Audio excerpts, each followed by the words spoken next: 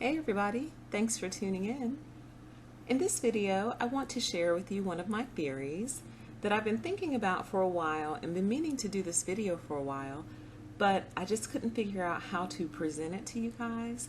So I think I finally have it shaped up in my mind enough to share it with you all and have it make sense. So here we go.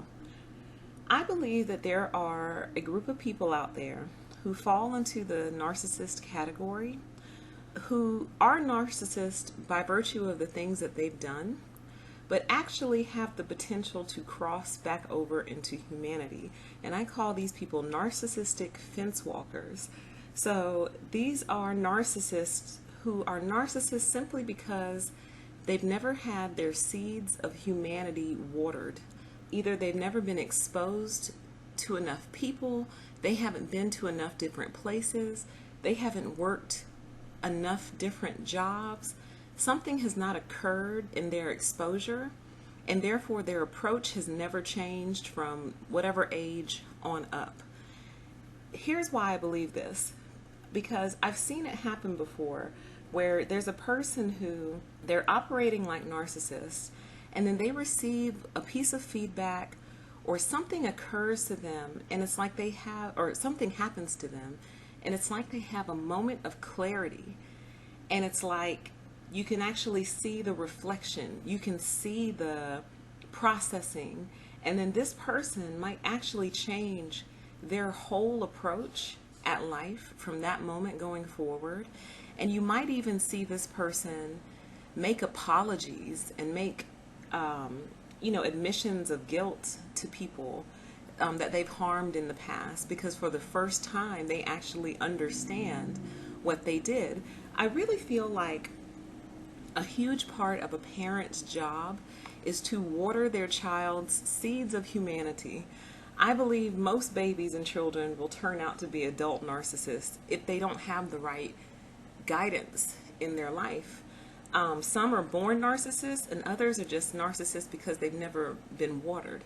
So you know how they smack the babies behind when the baby comes out and is born to wake the child up and say, hey, you're in this dimension now, you're in this world now, you're part of this world now. I think that smacking has to continue maybe throughout life, but if not throughout life, at least throughout like the early 20s. You have to get routinely smacked to be reminded that, hey, you're part of a human community. Other people are alive just like you are.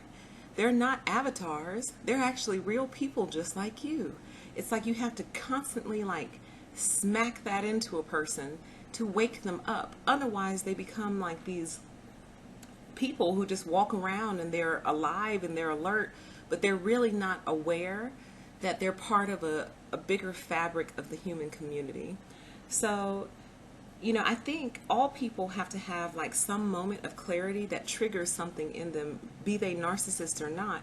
And so I'll share an example from my past actually, which really I could attribute to my overall quest for knowledge and truth. Probably all boils down to this one moment, and I still remember it to this day. I was 16 years old, and I had a boyfriend, and my boyfriend had a godfather who was a very strong mentor in his life, really tried to be a father figure and a positive influence in his life. And so one day the three of us were heading to dinner, and my boyfriend, we were in his car, so he was driving, I was in the passenger seat, and his godfather was in the back seat. And my boyfriend put on some music that was really, really inappropriate, really in general, but it was inappropriate in terms of his godfather, is an adult, much older than us, and you don't want to play that type of music in front of your parents or your elders. Basically, you want to respect your elders. But here's the part that hadn't occurred to me. It was also very inappropriate for me because the music was just filled with all kinds of references about women and sex and just very derogatory music.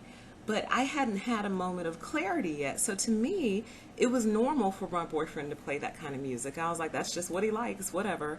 And I just never gave it any thought.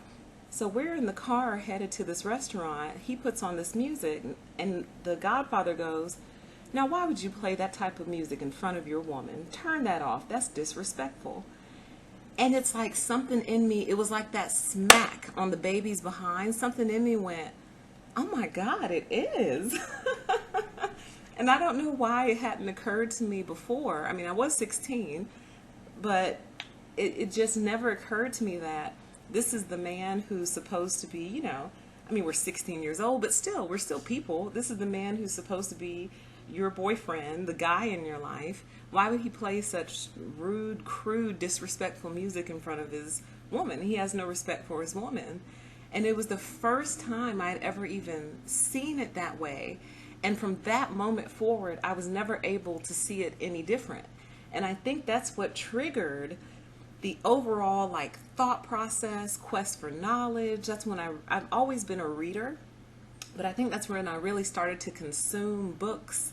That's what kickstarted it for me. That was my moment of clarity.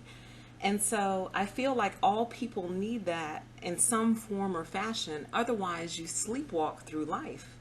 And so his godfather making that statement just woke me up to, wow, you know, like, man, that is really, really disrespectful to play in front of your woman, any woman, you know, an elder, a child, you know. I don't know if my boyfriend had the same moment of clarity, but I certainly did. And obviously we're not together anymore today. But, you know, the point is that kick-started it for me. So when you come across someone, I think all of us, be we narcissists or codependent, have to have some type of moment of clarity. Excuse me, let me rephrase that. Be we codependents or narcissistic fence-walkers, we have to have some type of moment of clarity in order to kickstart the untangling of the knot, the quest for knowledge, the truth-seeking. Now, true narcissists, there's no hope. Either they don't have the seeds of humanity, or they're so dried up that water won't help. I don't know which one it is. I don't know if they're there and can't be helped, or if they're just not present. But a true narcissist, I personally don't believe there's any hope for them. I think they're going to have to come up with like a medical cure for these people. They're going to have to design some type of electrostimulation, some type of pill, some type of injection. I don't think there's any actual hope, though. I don't think that their seeds can be watered and we can expect like growth and change. I'm talking about people who have the capacity for that moment of clarity. And that's part of the reason that I'm doing this whole channel is, what if a fence walker stumbles across this channel and they hear what I'm saying and they go, oh my God, that's me. I've been doing that to people. Oh my God, is this what it's called? Is this what I've been doing? And the key is they have to hear it, know that it's them, and then want to be different afterward. If they're like, oh well, that's me. Yep. Oh well, who cares if I destroy people? They shouldn't let themselves be destroyed. Oh well. If their attitude is, oh well, who cares? Like I said earlier, there's no hope. There's no hope for them. You can't save that he who can't be saved. So all we can do is pray for them and learn as much as we can to keep them as contained as possible, because they're still going to be themselves, but you can minimize their destructive impact based on how much knowledge you have. So they don't have to have such a catastrophic impact on our lives. And the more we know and the more we learn, the more we're able to help prevent that impact.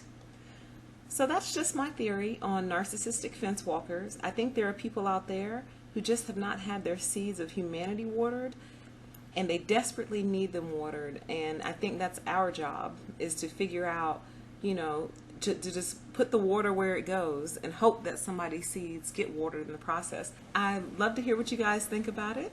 I hope you all are having a nice weekend, and thanks for tuning in, and I grant you the permission to exist. Bye-bye.